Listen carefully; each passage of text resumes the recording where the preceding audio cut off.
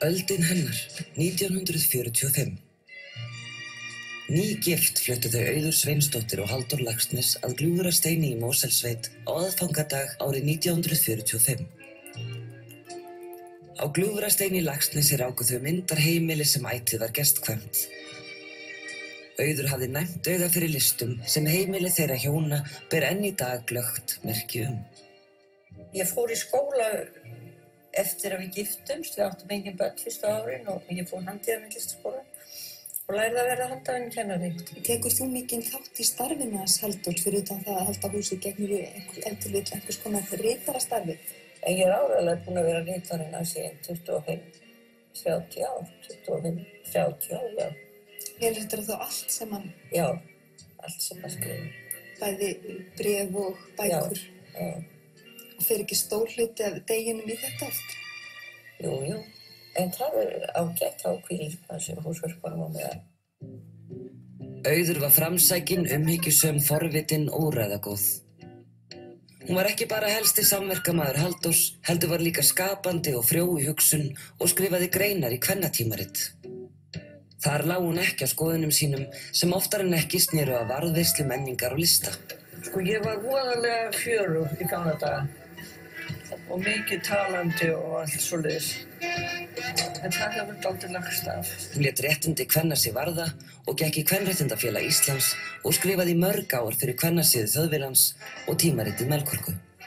Ég var svo voðalega frjáls í hjónabandinu. Ég gat gert svo mikið fyrir sjálfa mig og ég var alltaf að skrifa. Ég skrifaði voða mikið í hugur og hönd og ég var voðalega sjálfstæð, skilurðu. Ég man þegar að sagði við mig, danskona segir ekki mikið í fegin að þú skildir aldrei breytast við giftinguna. Auður var annáluð handavinnukona, en bæði móðir hennar og systir voru afkastamiklar listakonur. Eftir Auði liggja mörg falleg verk sem sjá má á Gljúfrasteini.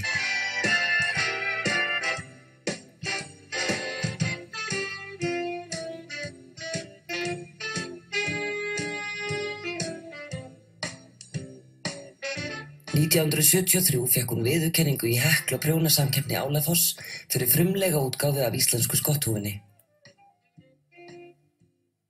Auður notaði útsaum til að skrásetja þræði úr eigin lífi og til að koma á framfæri þeim áhrifum sem hún varð fyrir.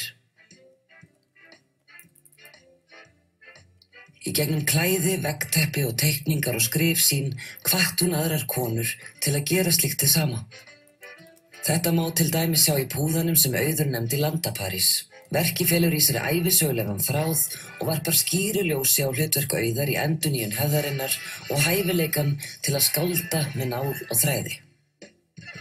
Áhrif frá verkum Picasso má greina í púðanum en hann saumaði Auður eftir sína fyrstu heimsókn til Parísar og ber hann fagurfræði hennar gott vitni. Veistu nokkuð hvað þú hefðir orðið ef þú hefðir ekki gist Halldóri? Nei, ég var nú röntgentæknir, heitir það víst núna.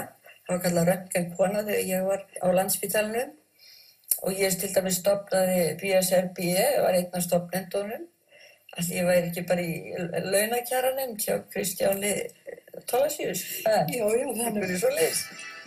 Auður Sveinsdóttir ólst upp á umbrotatímum í íslenskri sögu. Lýðveldið Ísland var til og verkefni þeirra sem börðust gegn menningarlegri íhaldssemi var ærið. Hún var brautryðjandi á sínu sviði og skapaði ný viðmið fyrir næstu kynslóðir.